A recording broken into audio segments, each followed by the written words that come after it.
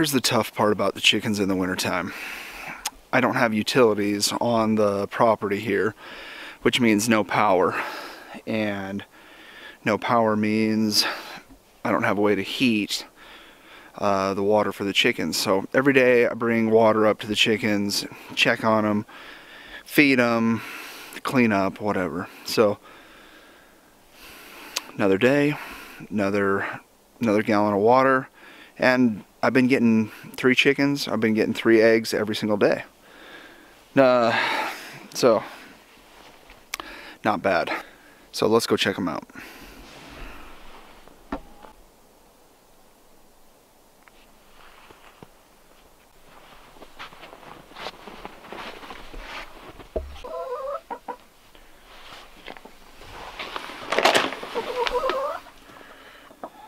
These guys absolutely love the mealworms.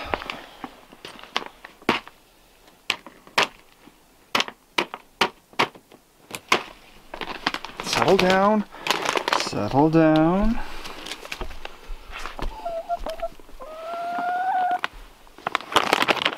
Right. Easy, girls. Ah! Leave the skin.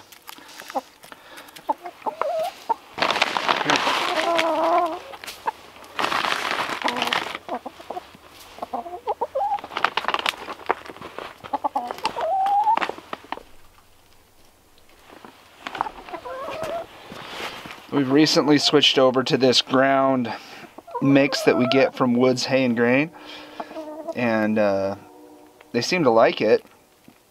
They don't ever eat the ground up green peas. Like most kids, they don't like their vegetables.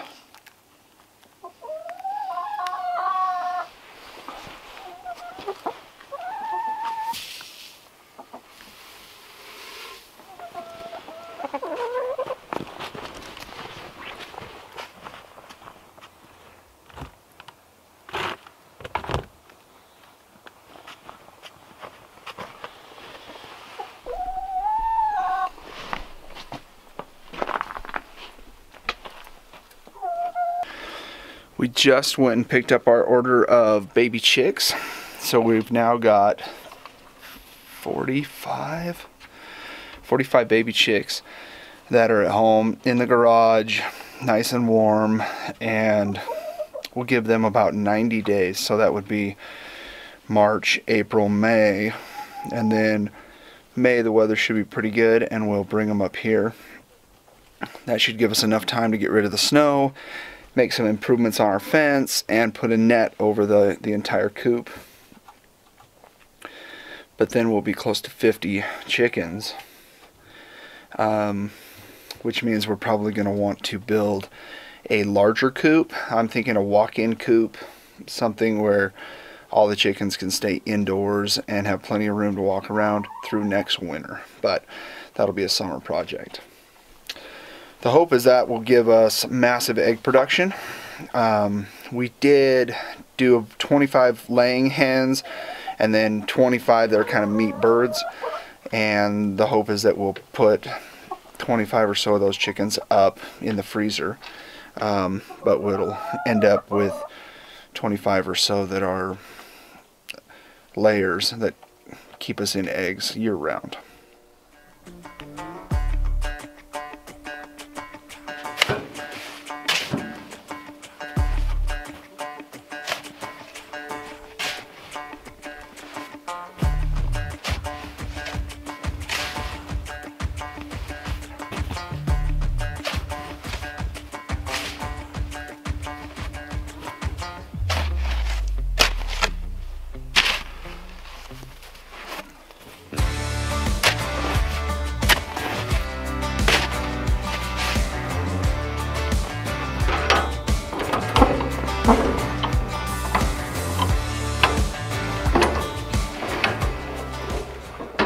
Obviously, I love shipping containers.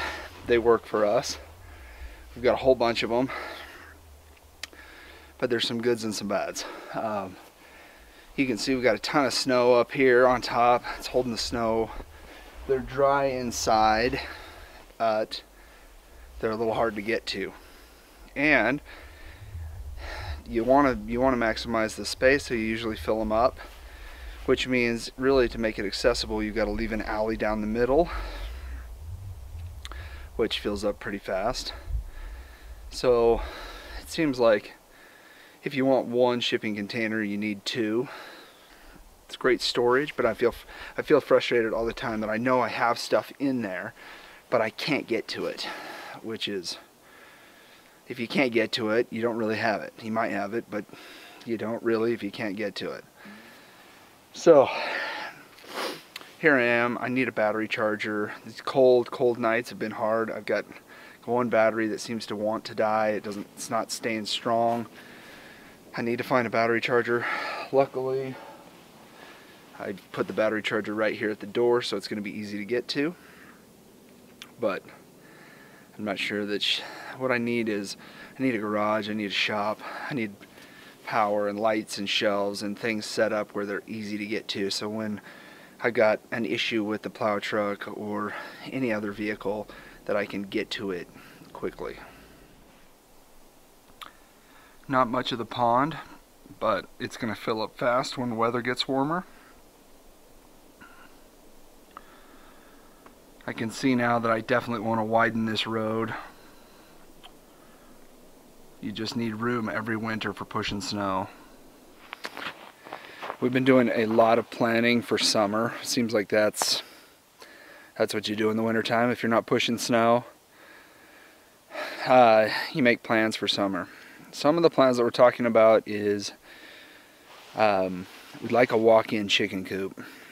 And that means building some kind of structure, which then starts the conversation, is that a permanent structure? Is it a temporary structure? How much money, time, resources do we put into that structure? I think chicken coop, you want to go something less expensive, something like a pole barn, minimize the cost of the foundation, metal sides, just strong enough to keep Mr. Bobcat or Mr. Mountain Lion out and keep all the chickens inside. That's something that we've been talking about. The other is house plans. Now, we had house plans drawn and they fit our original property.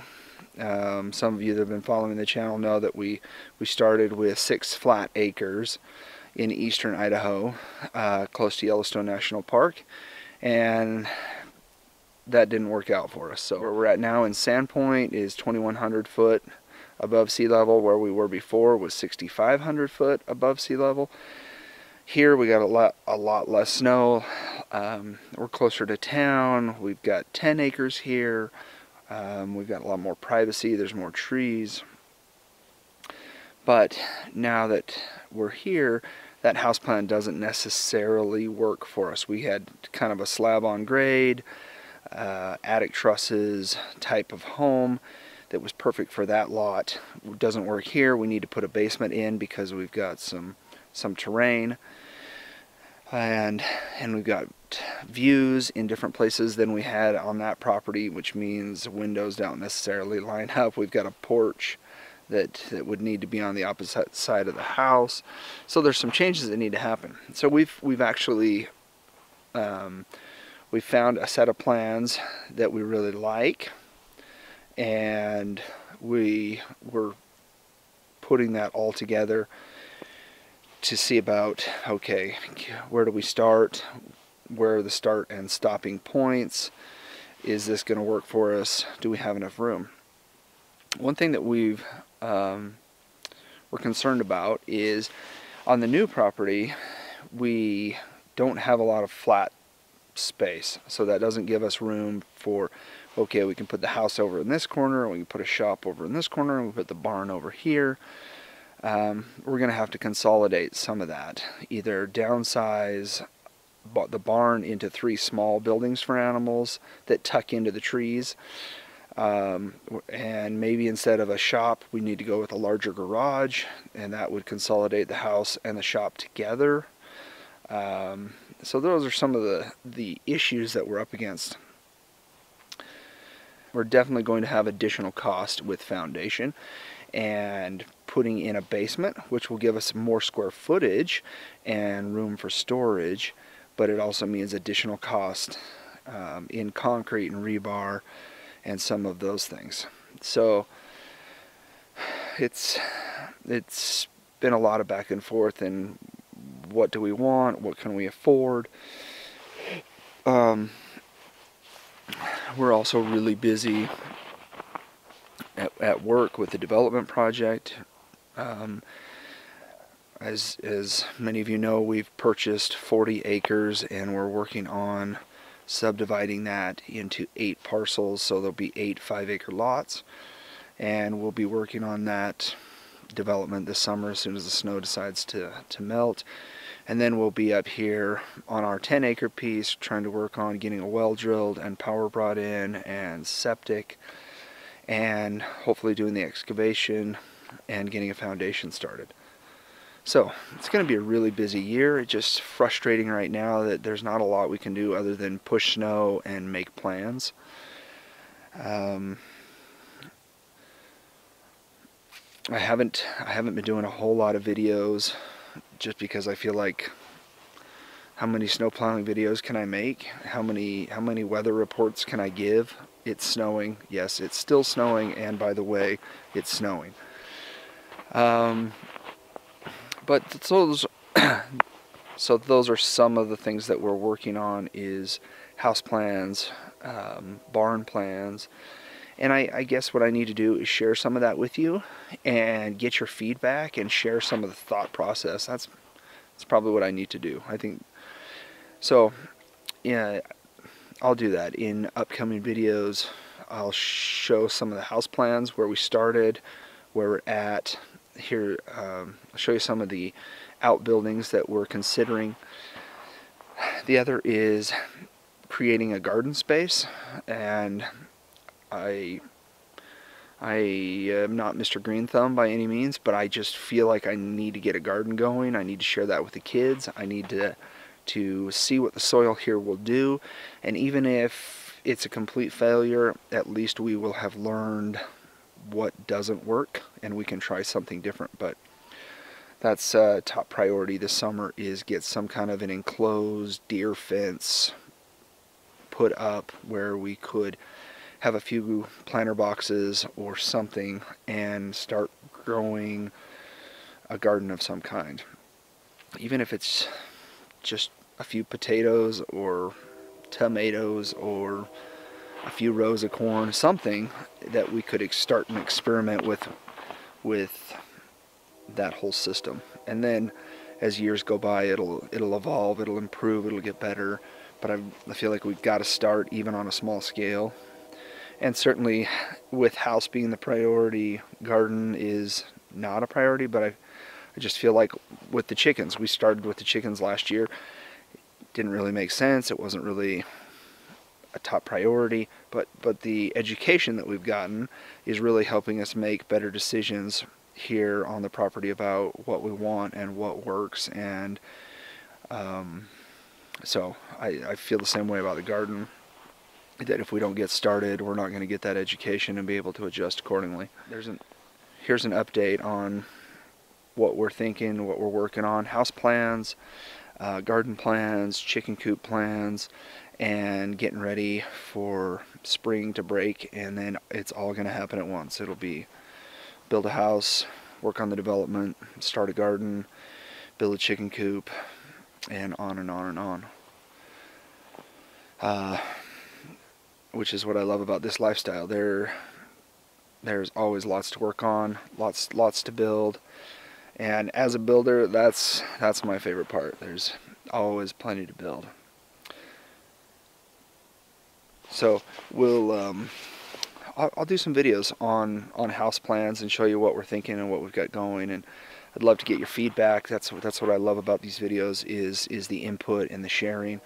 A lot of you have reached out about house plans and what we're doing and building styles and what works. And so I think it'll be fun to share some of our thoughts with you and then get your feedback, because there's always great comments and great feedback, and we love all of that. So we'll let you go, and we'll catch you on the next video. About to leave, already packing. asking, come with me. I'm not really asking. We'll get away to a place where we don't know. About to see